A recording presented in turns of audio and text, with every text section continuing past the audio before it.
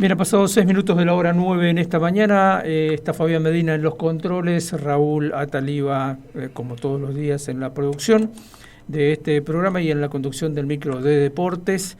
Han pasado, decíamos, 6 minutos de la hora 9, bastante para desarrollar en esta jornada, como comentábamos recién con Susana, una agenda bien nutrida, bien cargadita de cuestiones. Para comenzar el día de hoy, queríamos charlar un poco sobre una serie de notas que hemos estado viendo en algunos medios colegas, especialmente en medios gráficos, pero bueno, imagina uno que también algunos medios en radio se habrán hecho eco de estas publicaciones, en las que se habla claramente de un anuncio que se hizo el jueves pasado, o la aprobación en el Parlamento Misionero de una ley sobre bioinsumos. Una ley importante, de eso vamos a hablar, de esa ley. En esa ley hay un apartado en el que se habla concretamente de un producto químico que se utiliza como un producto para combatir malezas desde hace muchos años, se usa también en Misiones, al que se va a empezar lentamente a dejar de utilizar, y la ley habla claramente de ir eliminando el uso de glifosato en el ámbito rural. Ahora, en los tratamientos periodísticos que se han hecho, uno puede entender que hay una confusión bastante grave, o no sé, ya veremos eso, entre el concepto de bioinsumo y el concepto de producto químico para desmalezar, ¿no? Me parece que son dos cosas que en todo caso están emparentadas, pero en un nivel muy diferente uno del otro. Y para hablar de ese tema, con nosotros está el secretario de Ciencia y Técnica de la Universidad Nacional de Misiones, y que además viene trabajando en este tipo de cosas desde hace muchos años.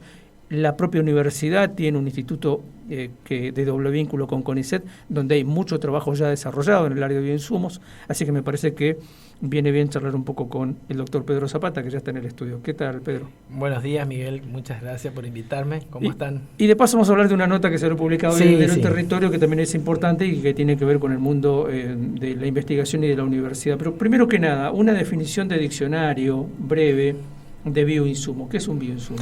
Bueno, los bioinsumos son un conjunto de compuestos que sirven para distintos fines, ¿no? Para combatir, para asistir al productor agropecuario, para asistir a los productores en general, porque incluso dentro del término bioinsumo, depende de la amplitud que le demos, podemos incluir otros compuestos que se pueden ocupar en la industria en general, en la industria de producción de alimentos, en la industria de producción, en la industria agropecuaria, y que están destinados a impedir el desarrollo de la contaminación por hongos, el desarrollo de malezas, el desarrollo de otros agentes fúngicos que puedan atacar la planta, de otros agentes bacterianos, de otros patógenos que puedan atacar las plantas, el compuestos que sirvan para impulsar procesos de fermentación. O sea, es un concepto, te estoy dando, es un concepto muy amplio, ¿no? Claro. Desde el punto de vista que se usa actualmente, vamos a la jerga, ¿no? En la jerga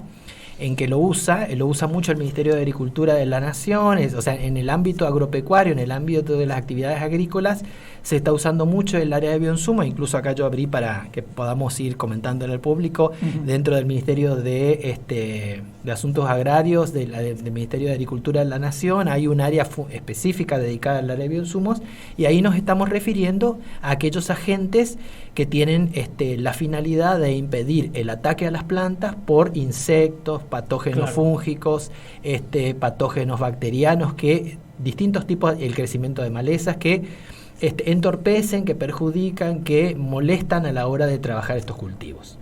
La diferencia entre los insumos agrícolas tradicionales y los bioinsumos es que estos bioinsumos no usan en general productos químicos dañinos al ser humano, no usan productos que sean recalcitrantes y puedan quedar en el medio, y tienden a tener un uso, a promover lo que llamamos agricultura sustentable. Es decir, tratamos de lograr un equilibrio entre el uso de algunos microorganismos que son benéficos y que contrarrestan el ataque de estos patógenos, y lograr de esa forma un equilibrio que le permita desarrollarse a la planta sin perjudicar el suelo, sin contaminar y sin dejar rastros que después puedan quedar en los alimentos, por ejemplo. Claro, frente a mercados que son cada vez más exigentes, además, en este tipo de cosas. Exactamente, ya que comentabas al principio la decisión, por un lado la decisión que toma el gobierno de la provincia y en general la nación de estimular el uso de bioinsumos, es una decisión acertada en el marco de los Objetivos de Desarrollo Sustentable que se están impulsando desde las Naciones Unidas,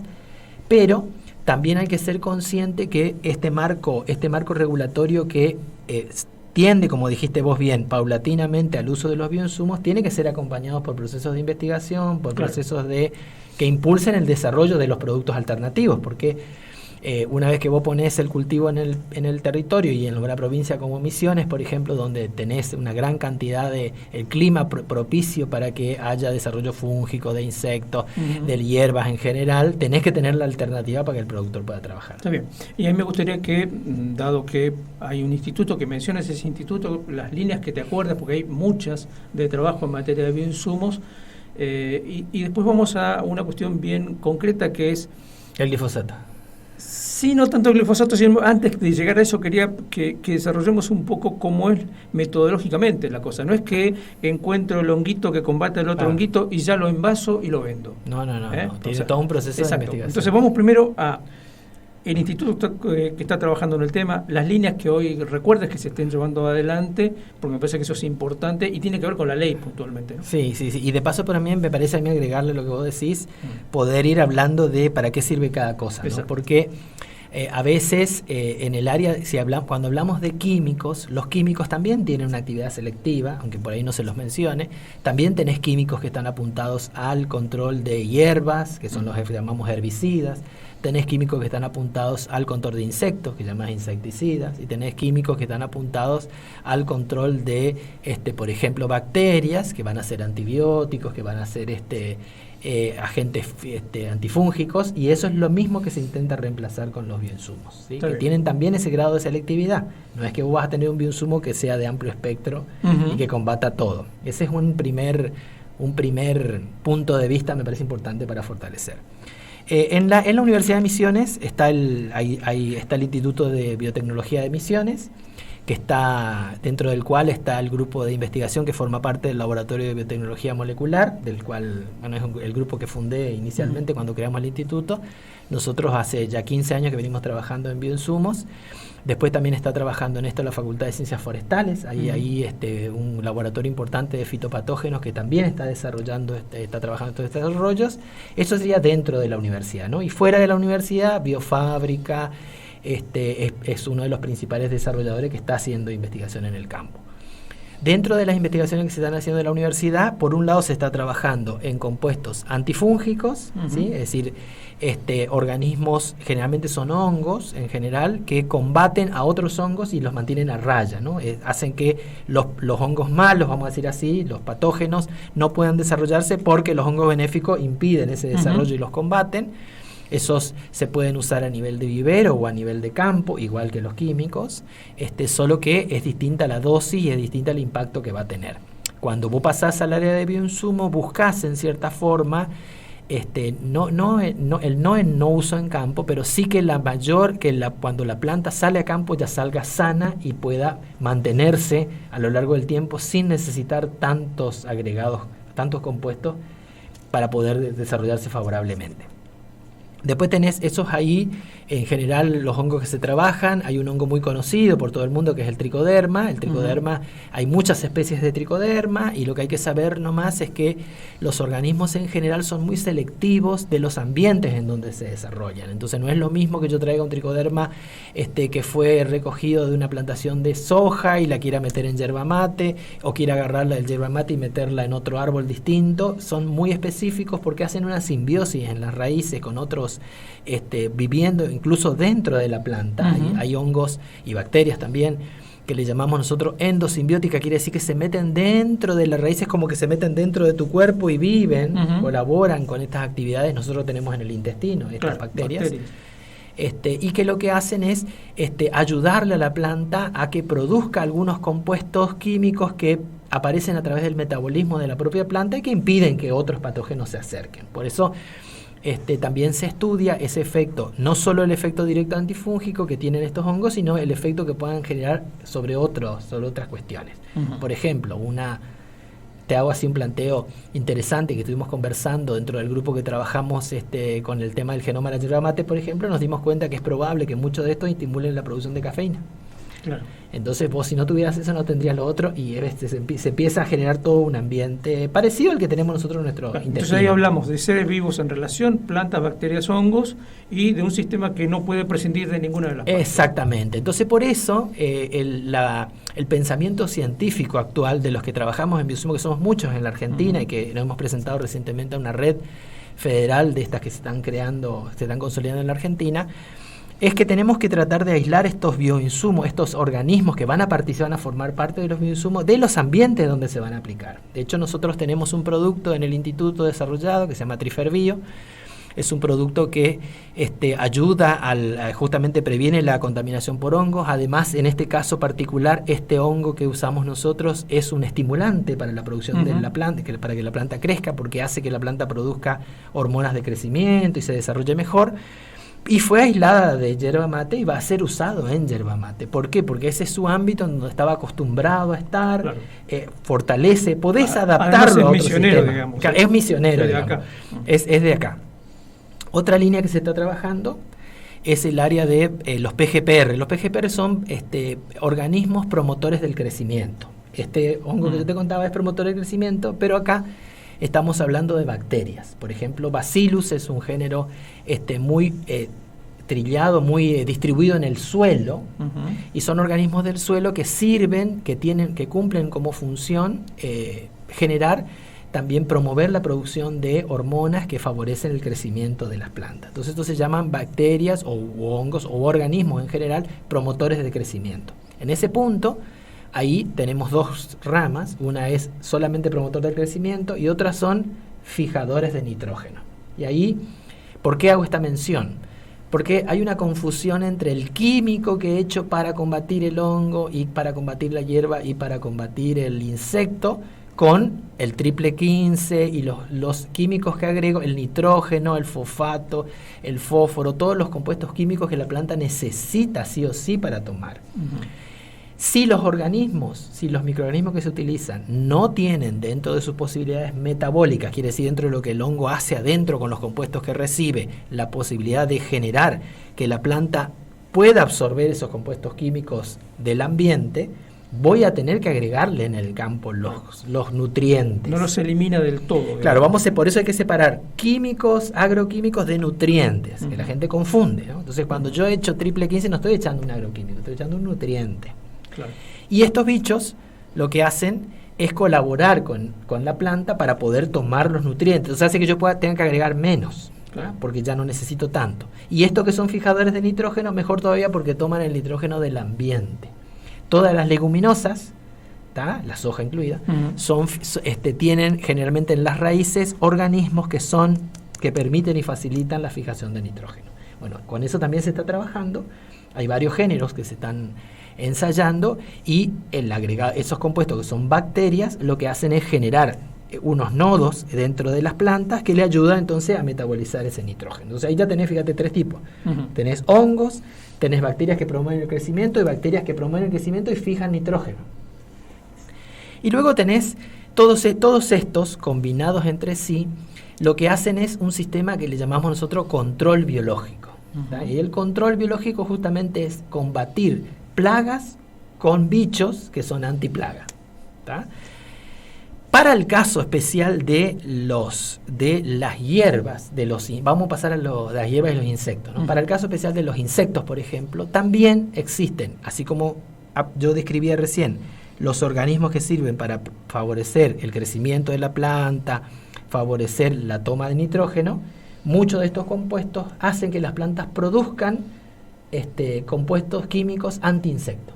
Uh-huh. Porque dentro de esa simbiosis, en la fortaleza que recibe la planta, intervienen en algunos procesos metabólicos de la planta, alguna química interna de la planta que hace que produzca el anti-insecto.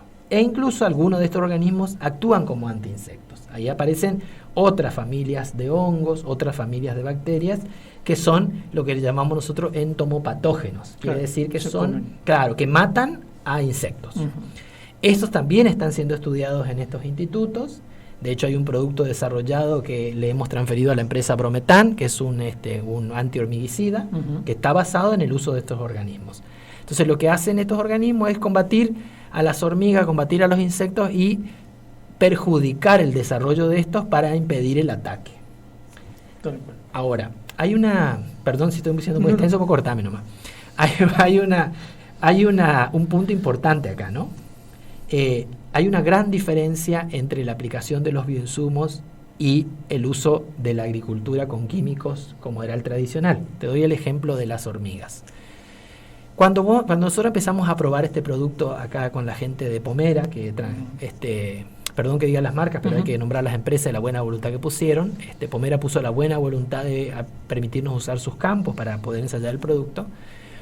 Y ¿qué nos encontramos? Vos te encontrás con que cuando le echás el químico, vos lográs una gran matanza de las hormigas, una erradicación.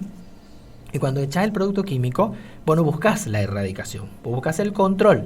O sea, yo no quiero matar la hormiga, sino lo que quiero es que la hormiga coma menos el arbolito que acabo de plantar. Entonces, necesito tener un tratamiento más prolongado, necesito un pretratamiento, un tratamiento anterior, ¿viste? Paliativo. Y necesito no dejar que el hormiguero crezca abismalmente, porque claro, cuando yo ya tengo un gran hormiguero que tiene una gran dimensión, va a ser muy difícil combatir a esa hormiga porque el químico, el producto biológico no va a alcanzar no es que la mata instantáneamente, la hormiga lo tiene que llevar al nido, el nido se infecta, la hormiga se infecta y al cabo de un tiempito se muere, 2-3 días. Entonces, ese cambio de paradigma, ese cambio de mecánica de aplicación es la que hay que trabajar. Y hoy en día los científicos pensamos que el camino no es el reemplazo total, el camino es justamente el reemplazo paulatino y la combinación.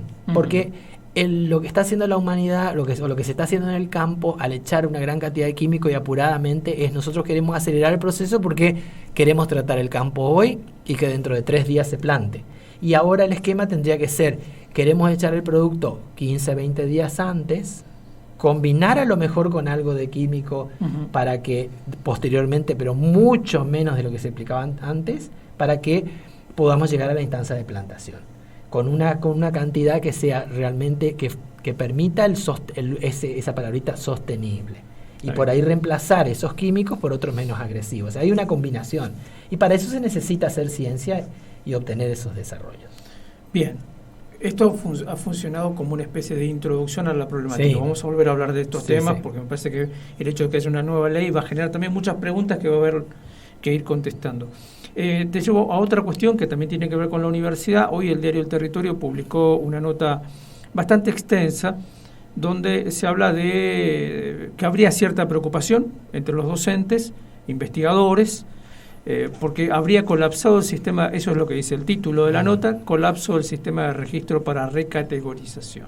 Sí. Y se dan ciertos números en esa nota, referidos a lo que estaría pasando en la universidad. Bueno, ¿qué pasa con ese tema? Porque directamente tiene que ver con parte de tu actividad, digamos, como Exactamente. Secretario. Bien. Bueno, yo voy a mirar un poquito acá unos datos que traje justamente. Nos faltó hablar de los herbicidas. Sí. Ahora después retomamos. Bueno, primero que todo, contarle a la gente de qué estamos hablando. Los investigadores que formamos parte de las universidades y de las instituciones que hacemos ciencia, para poder valorar el trabajo que se hicieron, pasamos por un proceso que se llama categorización.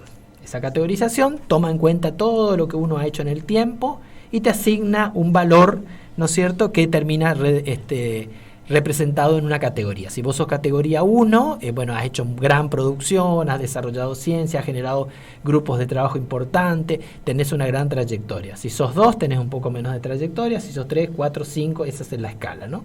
5 es el que recién empieza y 1 es el que llegó al máximo nivel. Sí. Cada cierta cantidad de años tiene que ocurrir el proceso de categorización, pero la última vez que ocurrió fue en el 2014. El 2014 nos llevó bastante tiempo terminar el proceso de categorización. Yo también ya era en ese momento secretario, pasé todo el proceso de categorización porque en realidad empezó el de 2015. Terminó la convocatoria, pero el proceso se llevó a cabo en el 15. Y recién ahora se está terminando. ¿Por qué? Porque estábamos inmersos en un proceso que era obsoleto, que tenía un sistema que no funcionaba, que había que reemplazar el mecanismo de trabajo. Entonces todo eso llevó a que el sistema universitario nos sentemos a debatir un nuevo sistema de categorización. Recientemente se aprobó un sistema que se llama PRINUAR, a principio de año, pero que nos llevó todo el año pasado debatiendo, por ahí la gente no sabe, pero nosotros tenemos reuniones todos los meses con las 54, 56, 62 creo que son las universidades, donde todos opinamos y todos debatimos cómo va a ser ese sistema, no es que nos imponen. Entonces, una vez que se generan estos debates, la Secretaría Política Universitaria toma estos debates y establece, obviamente pone las pautas, y alguien tiene que poner el orden y decir el sistema va a ser así. A principios de año, el 10 de marzo, se abrió el proceso de categorización a través de este nuevo sistema que se llama PRINUAR, donde los docentes que habían pasado mucho tiempo sin presentarse a la categorización se tienen que presentar. Esos son los que se categorizaron en el 2009, y los que se categorizaron en 2014 no hace falta que se presenten. Entonces, porque ya tienen una categoría vigente y vos te tenés que presentar una vez sí, una vez no, una vez sí, una vez no.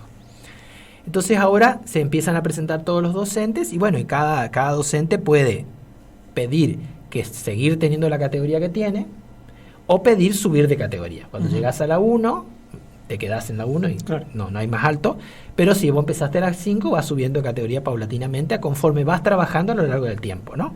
Entonces ahora mucha gente se va a presentar, ¿por qué? Bueno, porque nosotros tenemos, la universidad nuestra es joven, tiene mucha gente joven, tiene muchos recursos nuevos, entonces la gente se va a presentar. Nosotros tenemos datos de la universidad. Hasta ahora se presentaron 624 docentes regulares, 79 interinos y 31 docentes están en proceso de migración, porque vos tenés que cargar el currículum en un sistema que se llama CBR, que es un currículum argentino, y de ahí migra, apretás un botoncito y migra al sistema de PRINUAR. Con esto te puedo decir que nosotros prácticamente el 60-70% de los docentes que esperábamos que se categoricen ya se presentaron. Entonces, el resto probablemente tenga categoría vigente al 2014 o esté pensando en cerrar estos días, porque ya el sistema cierra el 30 paulatinamente. Entonces nosotros, si bien han tenido retrasos porque toda la Argentina está metido en esto, el colapso famoso. Claro, el sistema, yo diría, se retrasa en realidad, porque vos apretás la migración del CBR y te demora 100 horas, 150 horas en migrar, pero para nada se va a cerrar el sistema antes que la migración termine. Claro. Ya se hicieron anuncios por parte de la Secretaría de Políticas, nosotros replicamos esos anuncios, atendemos los teléfonos todos los días. Cuando el docente inicia el proceso en tiempo y forma, claro, se le va a esperar que termine. Ahora, si yo espero que venza el plazo y no me presento... Es como la cola para votar, digamos, la mesa cierra a las 6. Yo cierro a las 6 acá y el que estaban en la cola votan. O sea, claro, todos los que están en la cola se presentan. Entonces, nosotros en la universidad evaluamos la presentación como muy buena, porque realmente es más o menos el número que esperaban. Nosotros recién estábamos sacando la cuenta con Gustavo Escalante y Alfredo Acosta, que trabajan conmigo en la Secretaría, y tenemos 992 docentes investigadores activos el año pasado, 1.136 categorizados en total, y de esos, fíjate que estamos haciendo una suma y se está presentando, por eso digo, el 70% se está presentando, está bien, porque el resto tiene activa la categoría, porque se acaba de categorizar en 2014, o si va a quedar en la misma categoría, no es obligación que se presente, porque yo si ya tengo la 3 y no hice nada, o sea, mejor dicho, y sigo haciendo la misma actividad y no me desarrollé como para pedir la 2, espero la próxima y ahí pido la 2. Lo que se están presentando ahora son los nuevos y los que quieren subir de la 3 a la 2, de la 3 a la 1. Está bien. Que es más o menos el número que esperamos. Entonces, algunos de los datos que publica el medio no son del todo correctos. Por ejemplo, dice apenas el 20% de los investigadores logró concretar el trámite. No, nosotros, en el caso de la universidad, el 70% logró concretar el trámite. Además, ahí mencionan un número de investigadores de la Facultad de Humanidades. La Facultad de Humanidades tiene 279 investigadores, los 1.000 no sé dónde están. Pero bueno, me parece a mí que es prudente que bueno, no sé, que el periodista averigüe datos concretos, ¿no? Porque claro, nosotros, fíjate que recién te dije, 1.000 investigadores tenemos en toda la universidad, tenemos 2.500 docentes y 1.000 de esos son investigadores. O sea, claro, no hay 1.000 en humanidades. No cierran los números por ningún lado. No. Exactas tiene 350 docentes por padrón. Humanidades tiene 320, más o menos hay que mirar bien el padrón, pero sí, 250 tiene forestales, es decir... no hay 1000 personas en humanidades. Pedro, te agradecemos mucho la visita. Nos queda un tema pendiente, pero lo dejamos por otro momento, perfecto. Porque ya tenemos pautado otra nota en unos minutos nada más, que es el tema de los herbicidas, porque hay una polémica a nivel mundial con este tema, no es poca cosa. No, y hace falta mucho desarrollo, porque todo lo que se está desarrollando en Misiones, te anticipo nomás ahí, y todos los desarrollos que se están haciendo, no, si bien se está pensando, porque yo ya puse ahí el grupo a trabajar, no hay ningún desarrollo que esté todavía pensado en reemplazar el glifosato. Hay sí uno que se puede hacer, pero es bastante más caro. Claro. Y eso ya es un impedimento de tipo económico. Sí, hay ¿viste? El ñemoique se puede hacer.